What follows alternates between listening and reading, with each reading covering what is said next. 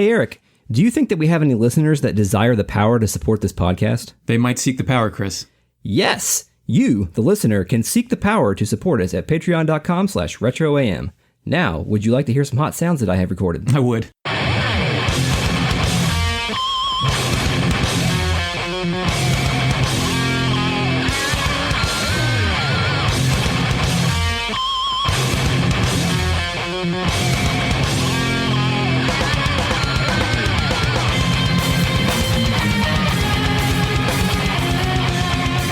Welcome to Retrograde Amnesia, a comprehensive podcast series about Xenogears. Tonight, we'll extract our childhood memories of this video game and roast them in the flames of our newfound jaded realities. My name is Chris, and I'm joined tonight with my friend Eric. Hey, Eric. Oh, hey, Chris. 7 out of 10 on that intro, man. Good job. 7 out of 10. I'm shooting for 8 next time, but thank you. I have one housekeeping note from last week. Oh, okay. Last week, a lot of shit happened in this game. Mm-hmm. It was primarily framed around the awakening of the demon of Elru. Right. We initialized our fake net last week to try to figure out what Elru was, and our fake net failed. So I am re-accessing the fake net to tell you what Elru is without spoiling any significant pieces of this game. So, Chris, what is Elru? Initializing fake net. Elru is a continent in this world. It is a misspelling of the word Elu, the name of the 6th month of the Hebrew calendar. And actually, a lot of locations in this game are named after months of the Hebrew calendar. But when Ramses was referring to the red gear as the demon of Elru, I'm getting the sense that Ramses encountered this thing at the place known as Elru. Yeah, that's the only way I knew to identify it is by calling it a demon. Yeah, so possibly when in those flashbacks that we saw where things were burning, and Ramses was getting owned by the red guy, the demon of Elru. That might have been Elru. Yeah, that might have been the attack on Elru, and that may have been his encounter with him. So it's a good read. I also have a correction. Yes, I identified Miang as an element last time. Not true. It was Ramses, Sidon, Sigurd, and a person we haven't met yet. Well, it was kind of hard to read based on the way that conversation was framed, because I also read her as a former element as well, based on when that dialogue came in. So it could have been just a localization thing. Yeah. So if we get things wrong, please let us know, by the way. The next chapter that we're going to discuss today is Kislev Capital. Apparently the literal translation is Jailbirds in the Empire Kislev. Did you make that up? No. I love that. It's really good. All the actual chapters are really good, and I much prefer most of them. Wow, that's incredible. I really like that. So the first time I played this, as you know, like the most consequential thing in the game had just happened 30 seconds prior to this chapter starting. Yeah. But I had done that maybe at 11:30 on a school night, and I had to know what happened. So the section we're going to talk about, I played until 3 a.m. on a school night, back when sleep actually mattered. And I had to know, like, my memories of playing this are being sleep deprived and curious. Do you think that the fact that the game came in and said, do you want to go ahead and save now? Yeah. And then it resumed, like, you can't stop. Because if you pilot your characters to a save point and then just save the game, you're going there with the intent of saving it. But when you're saving in the middle of a cutscene, you got to keep going because you know more good shit's coming, right? You don't have to do anything. You just sit there and watch it. So does more good shit actually come here? Because I question the effectiveness of some of these next few scenes. It's the hardest left turn that I've seen the game do. I'm sure it's like a classic reset for as far as how his fiction is told, where it takes all these characters you've met and established and then plucks one out, drops it somewhere new, and you meet a whole bunch of brand new characters. And at this point, once that scene fades to black and it asks us to save the game, we don't know where anybody is. Because we know Bart and his whole crew is probably, like, the whole Yggdrasil got destroyed by the demon of Elru. Yeah, we don't even know if they're alive. I mean, we are going to assume that they're alive because they're main characters in the game. At least Bart is. He's a playable character. We don't know what happened to Faye, and we know that Sidon escaped to the Kislev border, I think, in his escape pod. Right.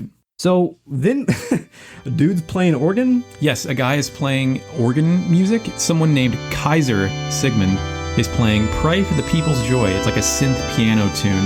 Very melancholic.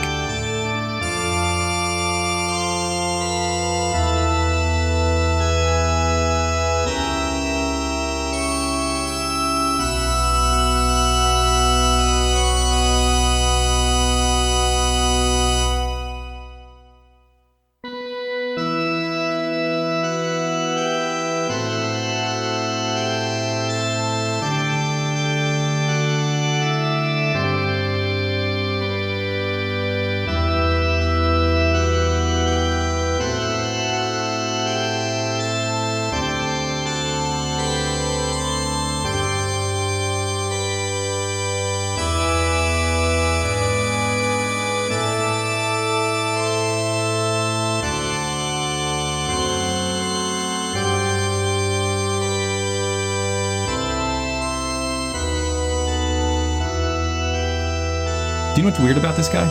Kaiser? Well, His portrait? no, I didn't notice anything. He has funnily shaped ears, almost like elf ears. Oh, really? Yes. Is this the first time we've seen anything like that? Franz is a talking dolphin. Oh, we have seen it. Yeah. Sometimes you just forget that there's a talking dolphin in Yeah, this but game. he's the only humanoid character who definitely has non-human features. Interesting. So the first thing I have on this scene is that his associate comes in and tells him that 2/3 of the Ave and Gebler forces were destroyed by the explosion. Yes, And which I'm sure they detected with whatever seismic technology they have. Faye's encounter with Vandercom happened near the border too. And the last time we saw Vandercom's crazy dinosaur tentacle gear, it had been exploded and smoking and everything. So part of that may have been in reference to that. Yeah, his lackey also said that there was a large amount of radiation measured at the Kislev border, and he speculated it was from a downed battleship. I'm not entirely sure if that meant Vandercom's ship or the Yggdrasil or what. I mean, I guess Vandercom's ship was closer to the Kislev border. Yeah. So maybe it was the weird shit radiating. Perhaps it was the power radiating from the smoking husk. The power is radiating. Kislev has apparently recovered the Veltal and the pilot. Yes. Do they explicitly call it the Veltal? No, they call it the gear. But since they had possession of that before and recovered was used, it means it was something that was formerly theirs. We know that gear used to belong to Kislev. Yep.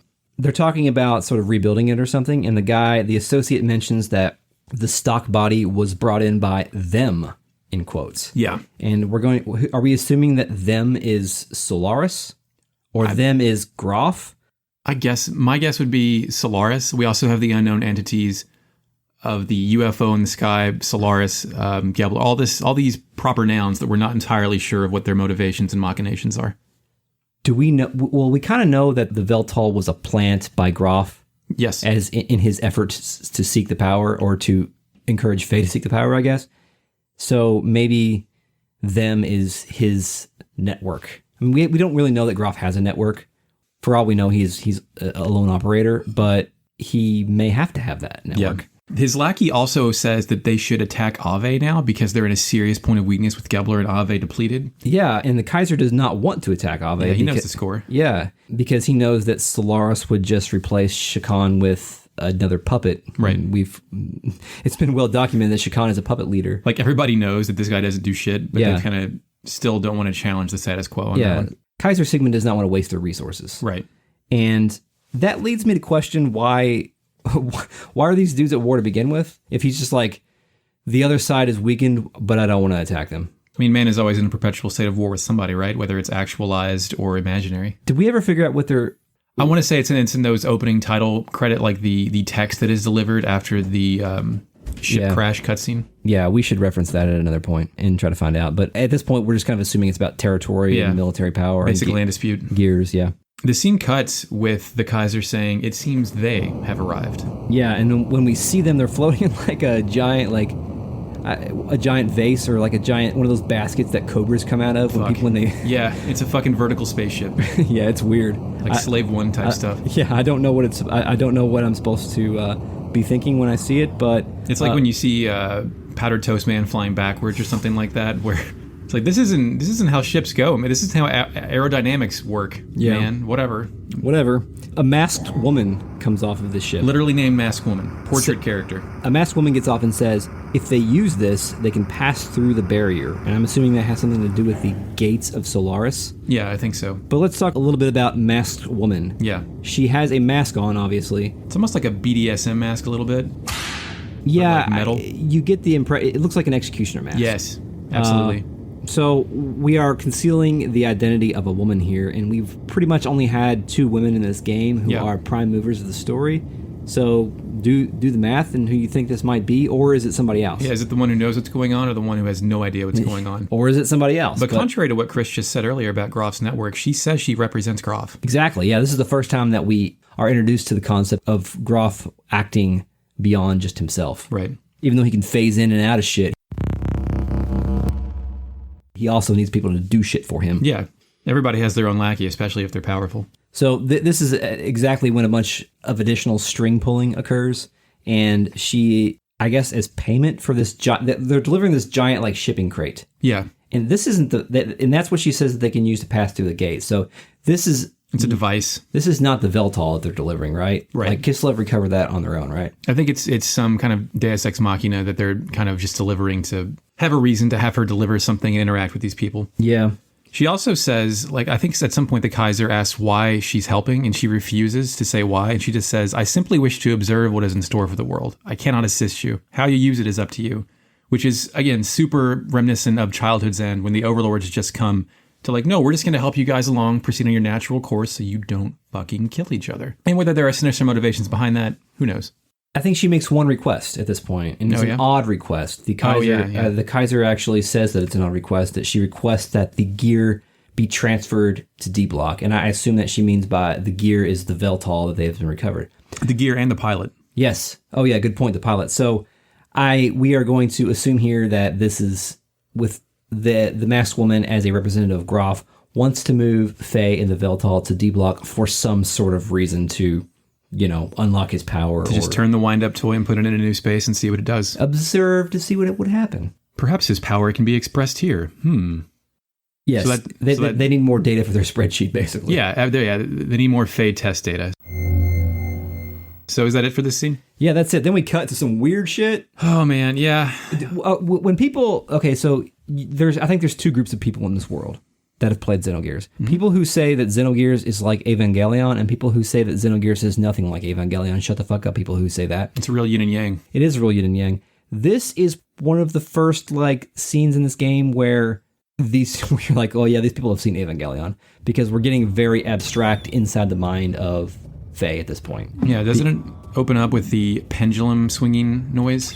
Yeah, the pendant is swinging back and forth, and we don't hear laughing, but we see it in text saying ha, ha. It's the ha's are very spaced out. So it's ominous. Yes, it's a very ominous laughter. Faye's running in an abstract black background, and then it cuts to a village that looks like Lahan, but may not be Lahan, is it? I have Lahan flashback in my notes, but it could just be any generic green area with the assets from Lahan. I don't think it really is Lahan, because we see an image of young Faye playing ball with a woman. Yes, the music here is a xylophone tune called Faraway Promise.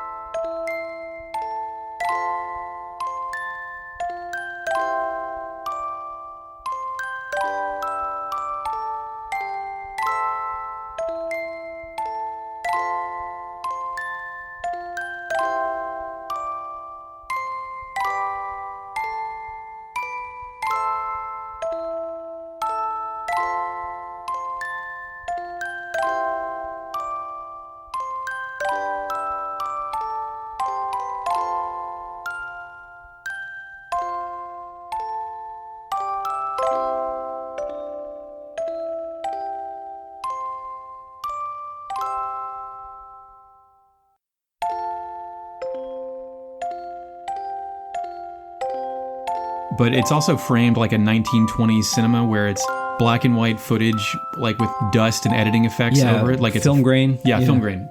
It has a primitive film grain filter on top of it. Is this the moment when this game gets too far up its own ass for a few minutes? The game has to regularly check inside its own asshole, like many of us. Yeah, true. Otherwise, it wouldn't be this game. Well, maybe not this moment, but the next moment, because we're watching Child Faye play kickball. Yeah, she's kicking a ball back and forth. I'm assuming that's his mother. Lady in blue dress. Yes. Let's assume for a minute it's his mother. I don't think has Faye's mother ever been brought up before? We heard during the Ramses battle, when Ramses first noticed that Faye's name was Faye, we went inside Ramses' head and he heard the sound that said, Faye, that is my child's name, or something of that nature. Yeah. But that could have been father saying it as well. Yeah, that could be. It could be. So if this game's not up its own ass too much at this point, it definitely goes up its own ass when it pans out and Faye is watching the film of himself. Yeah. I guess what it makes a spotlight noise. What is this? This is obviously a metaphor. It's a metaphor. It's also some foreshadowing for how the game's going to actually go later, whether the development team knew it at this point or not. Yeah. The spotlight, the heartbeat, everything is kind of... I mean, it's basically... You ever see that Albert Brooks movie, Defending Your Life? No. He had to go... He died, and then like the version of Judgment was he had to watch scenes from his life where he was a fucking asshole and then explain them. Yeah. So he had to watch it on a projection screen just like this with Afterlife Angels, stuff like that. So Creepy Faye Sprite appears. Because in the anime, we've seen the eyeless, shorter-haired Faye. Bad little Faye. Yeah, little, like Macaulay Culkin in The Good Son Faye. Ooh, good pull, yeah. Hey, Mark. Don't fuck with me.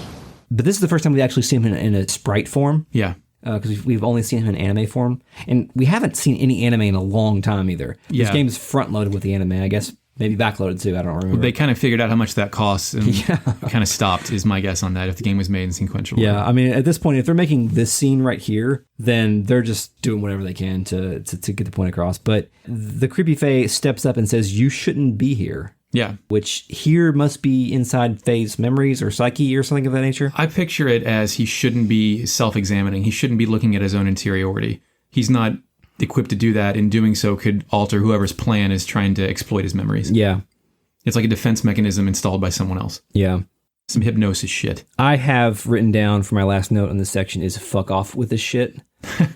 Not a fan? Not a fan of this scene. And maybe I would have been a fan of this scene at age 16 because probably one of the first time I've seen a abstract scene like this. Video games didn't do stuff like this. It's true. It is interesting from a video game perspective. I mean, how often do we go inside troubled characters' heads in JRPGs at this point? I don't really know, but maybe with Cloud a little bit. I think Cloud had a lot of flashbacks to Nibelheim when he and Tifa were kids. Yeah, and he had some inner dialogue. And some of those aren't even his memories. Yeah, that's weird. Maybe reading this from a modern standpoint or my current self is fuck off with this shit. When your contemporaries are one with Bruce Willis, games like that, or not Apocalypse. The Apocalypse was the PlayStation Bruce Willis game. Oh, man. Games like that coming out that don't even attempt to tell a story. I see where you're coming from now as an adult, but then I think this was avant-garde shit. I apologize to you, Xenogears, for being too critical of this scene. It's okay. It's the point of this podcast. I didn't like it that much. I think it could have been shorter. Okay, so we're going to fuck off with that shit ourselves, and where do we go next? We're in D-Block now. D-Block, son. It's in the capital city of Kislev, called Nortune. I think it's playing the sneaking music during this point in time. Is it? What's the music here? That's the note I was trying to make before, but I didn't have time. It's the sad soap opera music that we heard last time. I'll probably edit in the title after we initialize the fake net. Initializing fake net. It is playing Tears of the Stars, Hearts of the People. Thank you, Fake Net. The Fake Net's always here to help us out. So Faye is in the D block, and he's in like a bunk area. Yeah. And he's woken up, and there's a woman talking to him, trying to explain to him what's going on. And they are rudely interrupted by the battlers. Sure. She explains basically that he's been out for 4 days. Oh, so Faye finally got some fucking sleep. Yeah, 4 days have passed. The amount of time this game has proceeded so far, he's just slept for. Yes, finally. So that's how Faye works. He's up for 4 days, sleeps for 4 days. Well, It's the warrior diet. That might actually help his mental health here. But yeah, it's the protest of the doctor. Faye is collected by the battlers for the baptismal ceremony. Yeah. Are we okay with this being called a baptismal ceremony, or is that just too much here? No, it is too much. Yeah. I mean, at the time, I kind of get it. Because you're trying to put religious influences and you're trying to christen someone in a brand new world. Because presumably he's in a prison camp. And presumably people don't leave this fucking prison camp. So what do you do when you enter some new lifestyle? You get baptized. Yeah. It's fine, I guess. Sure. So there's 3 or 4 bros that take Faye to meet the champ. And they take him up to the champ's room. And the champ's room is above the bar, by the way. You figure that out later. Yeah, it is. And, actually, to flash forward a bit, if you walk up there during the moments when you're allowed to roam the D block, it's playing the organ music in there. It's weird. It doesn't make any sense, but it does. So we meet the champ. And it does make sense, Chris. It's foreshadowing. Continue. Oh, thank you. What's not foreshadowing, by the way? Yeah. In this game? I love you, Xenogears. The champ's name is Rico. Rico. Right. You may also know him as Blanka from Street Fighter 2. During the 20th anniversary concert, there was a bunch of interviews with a lot of the folks who made this game, and the character designer, Kuniko Tanaka, was asked about each individual character, and the questions weren't really super poignant. They didn't say, what was your inspiration for Rico, or what's up with Faye? It was just like, Enrico? ? And so when the interviewer asked Enrico, Kuniko Tanaka said, Blanka from Street Fighter 2 was the first line of dialogue in this interview. Then goes on to say, Takahashi-san is a huge fan of the fighting genre. We'll probably see more of that later. Yep. And in the Falcom days, which I guess was a company. Falcom, they made a lot of weird games. I guess they worked together there. Ease. Oh yeah, Ease, yeah. In the Falcom days, he would often bring the arcade system board for Street Fighter 2 and play all night. I think from those memories, I just have an image of human beasts being Blanka. By the way, Takahashi-san was super strong, so I could never beat him. Laughs. Oh my God. Can you imagine in 95, some guy shows up at the CPS2 board? Hey, we're doing this shit tonight, man. Hook this up. So I guess they played a lot of Street Fighter 2, and then Rico became Rico. He looks a lot like Blanka. They didn't even try to separate it. No, it's just, he's got the orange hair, he's got the green skin, his ears are... His features a little bit more sharp. Yeah, his ears are pointier than Blanka's. Yeah. But otherwise... He does look like somebody did that Mario 64 shit with Blanka's face. Yeah. Then the interviewer, when if you can notice in Rico's portrait that he's got this giant like necklace or choker around his neck. Mm-hmm. And the interviewer asked about the choker, and Tanaka replies, yes, there's a movie called Wedlock, a prison break movie set in the near future. In that movie, prisoners wear a choker, and it has a bomb in it. When I asked Takahashi-san Wedlock, he responded, I'm surprised you knew. Rico has other chokers on his arm, and the story for that is he has the chokers of people he defeated. Oh, shit. I like metal parts, so I designed with a focus on that. The leather jacket with metal parts might have had some influence from Michael Jackson's Bad. Cool. So... that's more than I expected. Yeah, that's a pretty interesting... What's that movie called? It's called Wedlock. It's a science fiction movie from 1991. Great. Well, watch out for our commentary track for it. Yeah, exactly. Maybe we'll do that one day. Who knows? So thanks to the whoever translated this interview, we'll link that in the show notes to the site that I got that from, because there's a lot of interesting stuff there. So we talked to Rico. Anything interesting about Rico? I don't necessarily think so. He just kind of introduces himself, his name, and he's the champ. He runs shit around here. Yeah, his buddies are called Heinrich, Vargas, Leonardo, and Suzarne, and they all need to see how strong Faye is. In order to see how strong Faye is, we have to initiate the Baptismal Ceremony. Fuck yeah, dude. And they take him out into an alley. Yeah. And it's one of those moments when a dude gets drug out into the alley to get his ass beat. But in prison. Yeah. So Faye has a couple of choices in the alley, because it positions... Luckily, within this alley, there's a save point. Yeah. And they give you control of your inventory, too. Yeah. And in case you got some new shit. And so they ask him if he's ready, and instead of a yes, no on the screen, it says, let's rock or hang on. Awesome. And whatever, but I am a sucker for whenever there's like punchy lines for yes or no. Well, yeah, that. It's silly. Let's rock instantly brings me back to Twin Peaks. Let's rock. Yeah. Oh, man, let's not go back there. So let's talk about the fights, right? Like the first three dudes are all generic ogre-looking sprites. Yeah, okay, so this is the first indication that this game didn't have enough time to breathe in terms of the development process, because the sprites for all of Rico's gang, they all look kind of like they've got like Saiyan armor on with visors. Yeah. But when you go into battle with them, they are nude elves. Yeah, I think they're the thing that beat the shit out of Ellie, right? In the Black Moon Forest. Yeah, and I think in a couple that was a blue one, and these are brown ones. But I think that they are like... So these are starved of calcium or whatever. So either they didn't have time to do the sprite work for these kind of characters, or the characters took all their clothes off before fighting Faye. Yeah, they didn't want to get their duds ruined. They wanted to wear a loincloth while battling. So it's hard to lose the first couple of battles, but you can lose them, and where you finish the fight and like determines your rank in the prison system. Yeah, and actually, interestingly enough, each one of the characters that you battle all has a unique moveset or unique behavior. Yeah. Leonardo is the first one, and he is a nude elf with combos. Heinrich is a nude elf with power bombs, where he pretty much his only attack is he grabs you and power bombs you into the dirt. He's a former wrestler. Apparently. Vargas has uppercuts and jab combos, and he's pretty fast. He gets a couple attacks in before Faye can. Yeah. And I think he matches your combo count. So if you hit him 3 times, he will come back and do a combo of 3 hits. Oh, okay. That's interesting. So it encourages you to build up your AP and unleash a combo to beat him. Yeah, instead of regular death blows. But Suzarne's the different one. However, Suzarne is a witch with a scythe. Yeah. Super goth shit, man. Yeah. I haven't seen this sprite before. I don't know if we see it again.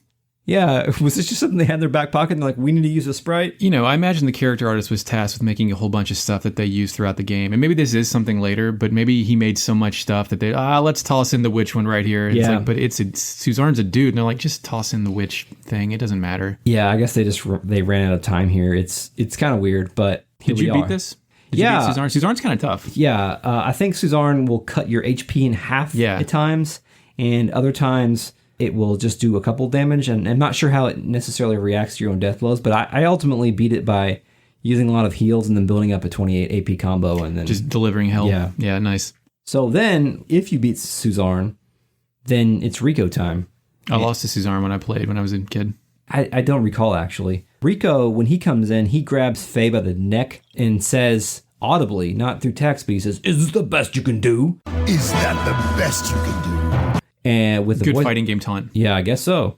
I didn't know how much Takahashi and them liked fighting games, but I guess we're about to find out a lot about that based on what we're about to see in the rest of this these couple chapters. Faye at this point decides he's done fighting. He won't. Yeah, he gets demure again, where he doesn't want to use his fists for violence and power. He's not feeling it. But a line of dialogue pops up on the screen and says "out of the way." Yeah. Like this is inner Faye dialogue, maybe. Mm-hmm. I'm guessing it's the part of his mind that likes to engage in combat is starting to kind of burst its way. Because, Faye's kind of manic about this stuff where he quits combat forever, but then he's talked back into it. Then he quits combat forever, then he's talked back into it. So either he's a dumb guy or he's got some problems going on mentally. Yeah, it's weird. Rico does a couple of his techniques that he will do later in the game once you have him in your party. He does steel body and steel fist to beef up, and then he beats your ass. You can't beat him. You can only do 1 damage to him, right? Yeah, but before he does, like, Faye powers up and beats the fuck out of him. Is that what you just said with steel body and steel fist? I'm sorry. No, Rico is the one that does steel body and steel fist. Faye does a couple of combos on him to show that he's serious. Well, yeah, and then Rico gets knocked face down, right? Oh, yeah, Rico does steel fist and raises his own attack level. Yeah. Right. Then he's like, oh, you're being serious now. So then he basically powers up, or he turns Super Saiyan or whatever, and then Dragon Ball reference, drink. Yeah. He turns Super Saiyan, then beats up Faye, and then I think he does 9,000 some odd damage or whatever. Impossible. And he laughs and says, "Ha, amateur."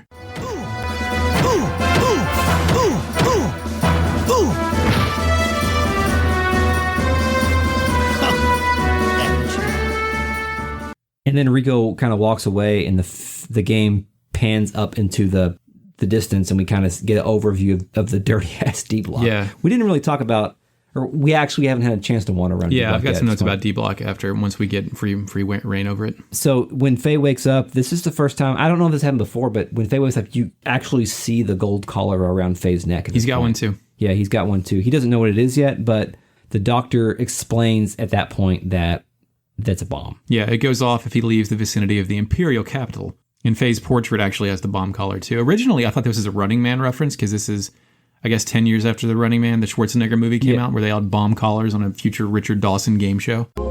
Here is Sub-Zero! Now, Plane Zero! Second best satire of the 80s next to RoboCop, in my opinion.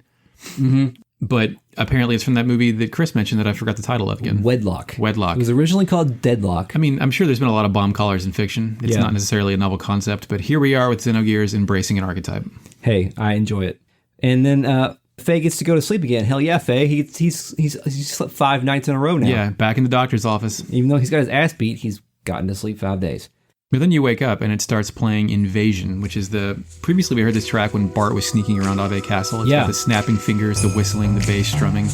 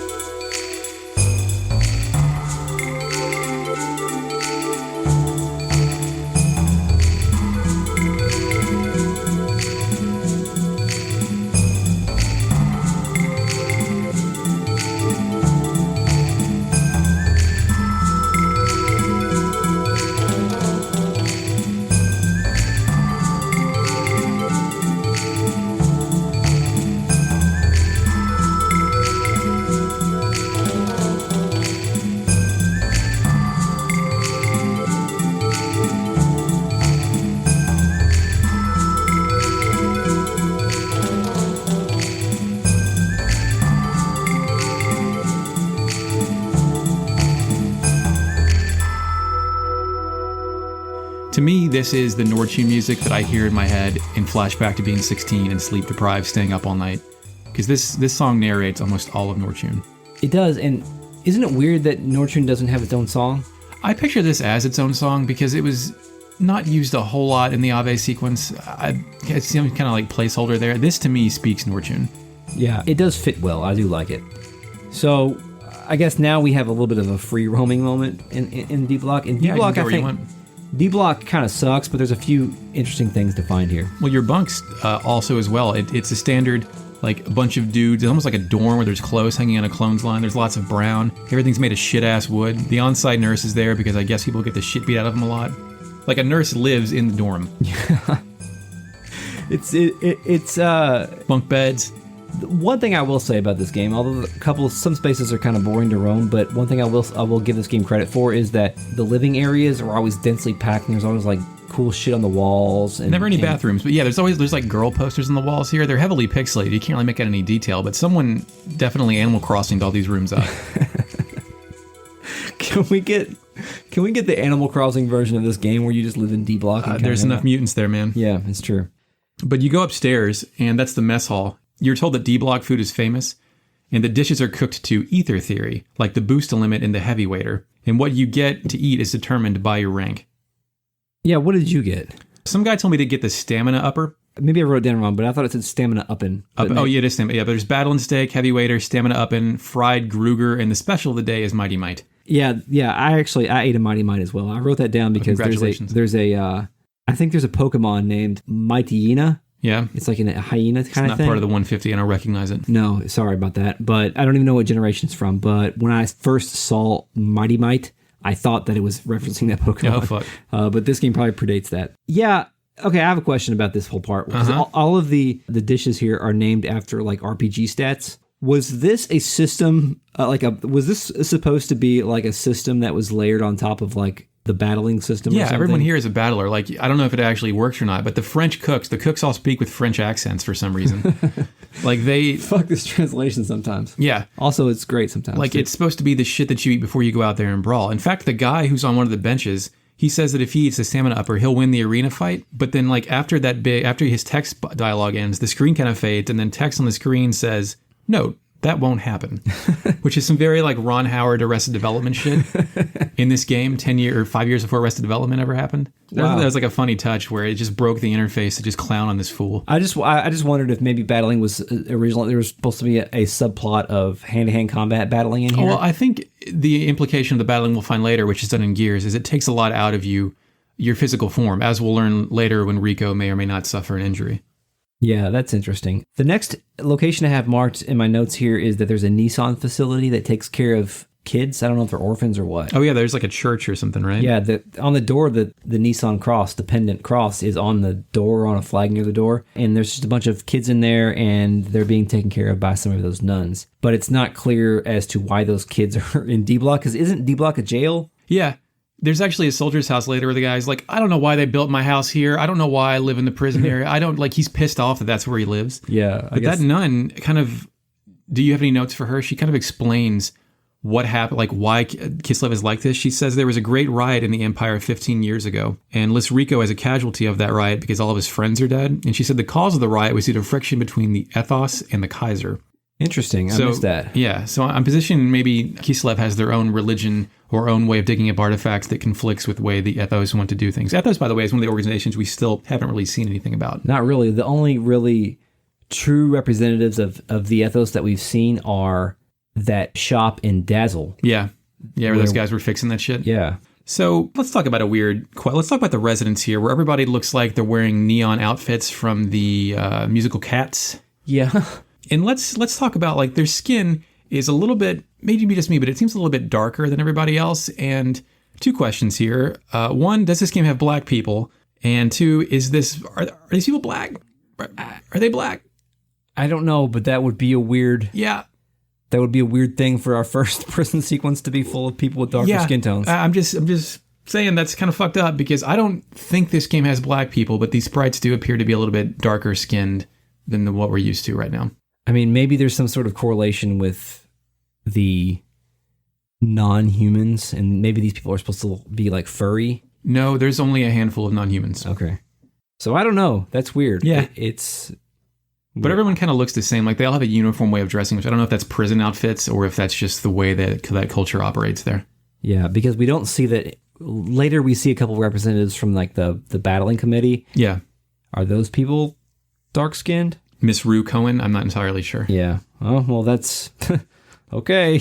You know, it's one of those things where... It's one of those problematic 1998 things. Yeah, absolutely. Yeah. Well, it's unfortunate if that's Did you true. visit the guy in the observation tower? No. Well, you go up there. He's by himself on the observation tower, and he kind of tells you how D-Block operates. He said everything around here is automated, even the trains that show up. But if the system detects a heat source, kind of looks around, it all shuts down. A heat source, you said? Yeah, a heat. So, like, he says, if there's some kind of heat source on the tracks or something like that, then all the thing that's automated that runs this town will shut down. Which to me, I think is him saying, "Hey man, you want to escape out of here? Fucking do this shit and disrupt the trains, disrupt everything, fuck the system." Why am I telling you this? I don't know. I'm an old guy in a chair in a radio tower. Wow. Do you get the sense that this whole area was supposed to be sort of Blade Runner inspired? Because there's a lot of neon, Yeah. a lot of dirt and dank, and Yeah, a lot of hard-boiled stuff. all these people going around. all these people have visors on. Yeah, Like this very vaguely cyberpunk. Yeah, vaguely cyberpunk is probably a good way to say it. Do you have anything else before the story progresses? Yeah, did you visit any of the roofs and talk to the dog? A dog barked at me at one point. Lots of dog barks. If you talk to the guy next to it, he will sell you dog food that will make the dog shut up. Oh, well, congrats. I don't know if there's like a stealth sequence. I don't know if stealth sequence were even around back then, but that's, I think, what's that supposed to... I bought the dog food, but I kept it for myself in case I get hungry later. Oh, well, sure. I mean, sometimes you gotta eat. The last place is the bar. Yes, Latina's bar. It's full of neon signs on the outside, and you go inside, and Pretty good bar. there's a bunch of drunk people in there. It's a good JRPG bar where there's a lot of things to learn about the area. A lot of people in this whole space are talking about the sewers. Yeah. And apparently people in here are commissioned to beat up monsters in the sewers and sell parts. Yeah, there's like an D-Block economy. I don't know if it's gold-based or what, but if you go kill shit in the sewers, you can bring back the carcasses for some funds. Did you actually go to the sewers before you're supposed to go to the sewers? Yeah, they wouldn't let me in. They did, but I got my ass kicked. That's right. Yeah, you can go in, and a couple of Rico's fellas are blocking a couple of areas, but you can go down Everybody there. here is Rico's fellas, by the way. Well, that's true. But you can go down there and mess around and do a couple battles, but you only have Faye at this point, so it's not really it's kind of, unless you want him to outpace everybody even more with his levels, it's kind of pointless. Did you speak with the bartender? I did, but I don't have any notes on that. Her name is Latina. It's Latina's bar, and we're told her title is a Venus, but she is also an Amazoness, and I don't know if these terms ever come in play ever again. Does the term Venus mean something? I think it's bartender. It's like local language for bartender. Oh, okay. I didn't know if a Venus was the same as like a muse or something. Yeah, I don't know. Amazoness maybe implying she's tall. I have no idea if this matters, but they capitalized it, so someone thought about this. But then we meet a new portrait character while we're in the bar. Yeah, a Beastioid Man. Beastioid Man is his original title. Which I didn't remember him being referred to That as a sounds Beastioid. like a racial slur, doesn't it? It does, and this game has a weird relationship with classism and racism, with the surface dwellers and the rats and everything of that nature. But this is our fourth mutated guy after Franz, potentially the Kaiser, and Rico. Yeah, and this is Hamer the Supplier. In my head, it was Supplier Hamer, which Yeah. I can't reconcile at all. I can't either. The only reason I thought his name was Supplier Hamer was because that's how you say it. Yeah. All these years that we've known each other, that we've referenced this character. Memory's fallible. Yeah, it's all true. bullshit. Bernstein Bears. He calls Faye bro, and Faye does not like to be called bro. Absolutely not. He says he ends almost every sentence with bro somewhere in the sentence. However, it is decided that Faye will be called bro. Because I think that, I don't know that Hammer has the ability to not call Faye bro. So No, Hammer has a problem with, how should we say, shutting the fuck up and trying to sell me everything. Like, even if you can buy stuff from Hammer, even if you say no, he'll imply that you should buy more and you'll have another opportunity to buy more. Hammer is very obnoxious. Did we say that he's a hamster or a beaver or I think he's an otter. An otter, okay. Yeah, he's definitely an anthropomorphic otter. Like, he's not like a little bit of mutated like the Kaiser. He's full on otter, man. Do we think that these mutant people are that way because of like Ninja Turtles logic, or are they born that way, or what? I'm going to go with, remember how they talked about experimentation on people in Solaris? Oh, okay. Yeah. I'm going to go with that. That's probably the most canonical thing that we can kind of trace it back to. Yeah, so Red 13 type stuff. Yeah. I love Red 13. Me too. Hammer is impressed by my A rank. Yeah, I had an A rank too, and he's like, hell yeah. At this point, I bought a bunch of status effect guard items because people have been talking about the sewers, and you know what? You know, if you're playing a Japanese role-playing game and people are talking about the sewers, you know what's going to happen in the sewers, right? Yeah, there's going to be effects. There's going to be status effects in the sewers. There's like anti-confusion medication. There's anti-poison stuff. Yeah, there's all kinds of good stuff. Spent a lot of money. Of course, Hamer's got some nice drugs you've never seen before. Yeah. At this point, anything else from Hamer before we get a... I don't think so. You try to leave and somebody busts in. Yeah, it's a mystery woman for a few moments. Her name is Miss Rue Cohen. Ms. Rue Cohen from the Imperial Battling Committee. She's come here to find Faye. Yeah, and Faye seems to have lost the will to fight. Again. She wants him to battle. And Hamer comments that, I don't know if it's here or later, but he's talking about how like the battling committee never actually comes down to the D block and interfaces with any of the participants. This is special. He's a chosen one. Yeah, so I wonder if this is like part of Groff's scenario to like, is he pulling the string to like be like, hey, you need to get Faye up in this shit? I mean, his attendant, the masked woman, kind of implied that Faye needs to be set on this course when she was up there, right? Yeah, and then Hamer is also trying to encourage Faye to join the battle, so which makes me I can make money off this guy. He can make money off this guy, and also maybe is Hamer, because Hamer is like exceptionally dodgy about a couple of things throughout these next few sequences. He's a swindler throughout this next few game. Yeah, I wonder if Hamer is part of... Is he a plant? Groff's scenario, yeah. Man. Yeah, so... Can you be part of Groff's scenario without knowing you're part of Groff's scenario? Absolutely, okay. Yeah. I think that's how actually Groff does everything. Because, you know, the sandworm was part of Groff's scenario, but the sandworm was not a willing participant in the scenario. But yeah, Faye tells her to fuck off. Says he doesn't like gears anymore. Yeah. And at that point, you have to walk back to your bunk. Well, no, Hamer busts in is like, you shouldn't have done that. You should really have accepted that, bro. And he frames it as a way to get power in a place where power is everything. Yeah. And immediately, when we get back to our bunk, Hamer's... He's there. He's beat you there. I didn't see him walk there. Did you see him walk there? He must have been following us. He's I don't got know. otter tunnels. Yeah, I don't know what's going on with this dude. But Hamer says there's a new doctor on site. Yeah, there is a new doctor on site, and Hamer's very excited about that. Because he wants to establish a new black market for medical treatment routes. He has black market concerns. Yeah, absolutely. He's like, his system's being disrupted. He's like, you need to get me friends with this person fucking right now. So we've been with Hamer for 15 minutes at this point. Already won favors. And he's already winning favors, but he also is one of the most well-developed characters in the game already. Yeah. We know a lot about Hamer in a short He has his own way of speaking. Yeah. He has things for me to buy. I bought like a metal jacket from him. Yeah, and you need those metal jackets or shit's going to go bad later. So Hamer is all up in this game at this point. But you're kind of burying the lead here because the new doctor. Yeah, the new doctor. Who could this new doctor be? Who could this new sensei be? Weird. Could it be a worldly man who knows everything of both medicine and lore? Yeah. Could be. Oh, hey, guess what? It's Saiton. Yeah, it's Saiton Uzuki. And he barges in, and he doesn't barge in, but he comes in. He casually strolls in. Yeah, casually strolls in is probably a better way of saying that. It's like, hey, what's up? Hey. Well, you know what? He actually doesn't even say hello. No. He comes in, he's like, he wants to know if Faye has taken any action yet. Yeah. Faye, have you done anything yet? Have you gone and joined the battling clan or anything? He doesn't, he's like, oh, sorry, you're just here? You're not doing anything? He doesn't ask how Faye's doing. He doesn't say, are you okay there, buddy? Do you need some more rest? Do you need some medication? He does not care about Faye as a person. He only cares about Faye as part of the scenario. Yeah, as far as what he can do for him. I think Faye may have asked how he slipped in, and all he says is, I monitor Kislev's radio communications and heard they picked up a gear, so must have been you, buddy. It's gotta be you. Faye is like, he's back to the point to kind of where he was during the forest sequence where he was just like, fuck this. His head is scrambled eggs, man. Yeah, and Saiton wants to motivate Faye to move forward in his scenario, I guess, but he doesn't do that with any sort of he doesn't put his arm around him and say, come on, buddy, let's get through this. He guilts him into saying, hey, don't you remember that you promised Bart to protect Margie and Nissan, buddy? Guilt trip. Yeah. And fuck you. I mean, seriously. Faye asks what happened to Bart, and Saiton says that Bart fought bravely, but the Yggdrasil was badly damaged and sank to the bottom of the sea of sand. I don't know who made it out. Which is translated to, they've outlived their usefulness, so who gives a fuck? Listen, are you going to let him die in vain?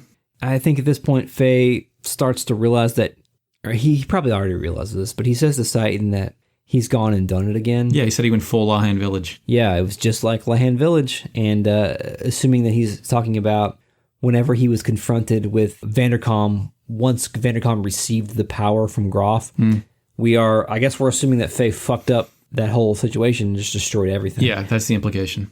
Because that was when the heartbeats started coming in and everything flashed red, and then that was the last time we saw Faye. So Faye's definitely like, listen, I'm fine just living in the prison forever. When I fight, bad things happen to everyone. Let's just stay here. And Sidon's like, no, we're going to get you out of here. Yeah. So Sidon's trying to come up with a plan, and he says something about taking these collars off. Yeah, his first plan is just to remove the explosive collar, which the game gets kind of weird here. Yeah, let's see what happens, because... Yeah, what'd you do? Sidon asks you if you trust him, I guess, to take it off. And I said, fuck you, no. Yeah, that's what I said. I said, I don't trust you. What the fuck? And strangely enough, after Faye's like, no, don't do this, Hamer remembers suddenly that you can get a special pardon via the Imperial Games of battling. And if you can beat the champ, you can get your collar removed. So you didn't have Sidon try to take the collar off? Oh, I did. Whatever select. Maybe I said I do trust Sidon. Hammer, when I said I trust you and Sidon tried to take it off, Hammer immediately quoted Bill Paxton in Aliens where he said, game over, man, game over. Don't try it. Don't try it, bro. He was doing all that stuff. So it's a video game quoting a movie that was quoting a video game. We're some real pretty shit now, man. You finished? That's it, man. Game over, man. It's game over. What the fuck are we gonna do now? Oh, Mo. Oh, no. So then Sidon tried it, and then it faded to white. The sleep music happened, and it did a long zoom shot of D-Block where it was implying that we all just blew up. But then it zooms back in, and it doesn't work, and Sidon says Faye just has to win these battling games. So it didn't kill Faye, but it did like a fake out death thing. Wow. So is this a moment of like breaking the fourth wall and fucking with the player? This is a Kojima moment? Yeah. Did Psycho Manus come in and ask you if you liked playing Chrono Cross? So, you like Suikoden? You like Castlevania, don't you? Yeah. Shit. Oh, man. Had that been invented by this point, they would have stolen it. Yeah, that's true. There's something to be said about creators who allow themselves to be influenced. Yeah. And I know that Takahashi at this point in creating this game is not a experienced creator. So I think a lot of times when people create their first things, it's obvious where those things are coming from. But there is something to be said, there's some credit to be given to creators who allow themselves to be influenced by other contemporary things. Yeah, it's a really good point. Actually, I've heard that said about David Bowie. Think about how David Bowie's music has... Oh, yeah. He shifted genres all the time. Yeah, he shifts genres and allows himself to be influenced by, kind of whatever is working at that moment. Yeah, let's make a Nine Inch Nails record, David Bowie. Yeah. Sure. I'll credit that thought to Bomani Jones, I think is who said that, who's a sports personality, but also does writing on music and stuff. So, at that point, what are we doing here? Well, I think Faye concludes that he has to win all these battling games, and we're told that the final opponent is going to be Rico, who has 40 bouts, 40 KOs, most in 30 seconds, 3-year champ. But Chris, we were just told that if you won, you could leave. You could have your bomb collar taken off. So what's the only conclusion to draw here, that Rico turned down his pardon? Yeah, he's decided that he lives for the shit. Yeah, Rico has CTE. Oh God. Okay. Okay. Okay. There's two reads then. Your read is that Rico has CTE. My read is that Rico just lives for this shit. Lives to fight. Yeah. But whatever. We still have a lot to learn about Rico, I think. And suddenly Faye is all in on winning this thing. Sidon has done it again. He's turned Faye back to violenceman. Sidon is a master manipulator. Yeah. He really is. Faye says that gear fighting is actually a connection how to get to a lost part of him that he can reconnect with. Yeah, this is not how I visualize my own plans. Like, if I have some shit to work through, if there's something going on in my life that I need to get through, it's usually not in the same way that Faye's trying to get through his shit. But also, I don't have a Sidon in my life. Yeah, so this is where I started asking myself, is Sidon real? Does Faye have some kind of, invisible friend ego support system, in A Beautiful Mind? Where the side character who's been helping this guy through his thing is just made up, a figment of his imagination. Because how he just appears everywhere, magically motivates Faye to go on, seems to know everything. We did just get done talking about how Takahashi has been influenced by 1,000 things, so maybe. Sidon is real, but you can definitely, he's a magical, fairy-like presence in Faye's life that is both the bad angel and the good angel, maybe. Saito Mizuki, the not-so-invisible hand of Fey. Yeah. Shit. So, is that it? That is all for this chapter. So at that point, we are done with Kislev Capital. Some weird shit is coming in the next chapter of this game. So thank you, Eric, for coming and recording a podcast about this video game with me. Had a xenorific time, Chris. And And thank you to the listener for joining us today. Support us on Patreon at www.patreon.com/retroam. Follow us on Twitter at retroamnesiapod, or DM us there too, by the way. Email us things at retrogradeamnesiapodcast@gmail.com. We will promise to read and respond to your comments in the future. Review us on your favorite podcast application. And thank you to Mark Shepard for the intro track. You are a one person, and we're not going to be on Facebook. And until next time, yes, we will kill God. Now you may go back to sleep.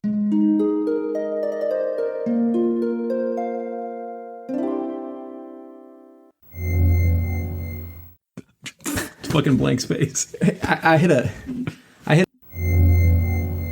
Did you? That was the noise. I'm going to delete that. I do better when I read off the table. That's probably what I should be doing. We shrunk it, and now I kind of wish it was bigger again. But I mean, so I Googled her, and she's a Holocaust denier. Oh! So I called the pastor and recorded the conversation. Bonus material depending on legal laws. I just got a flyer for Dr. Lorraine Day coming to speak. I was curious if people will have the opportunity to ask her about her Holocaust denial. Look, I don't know if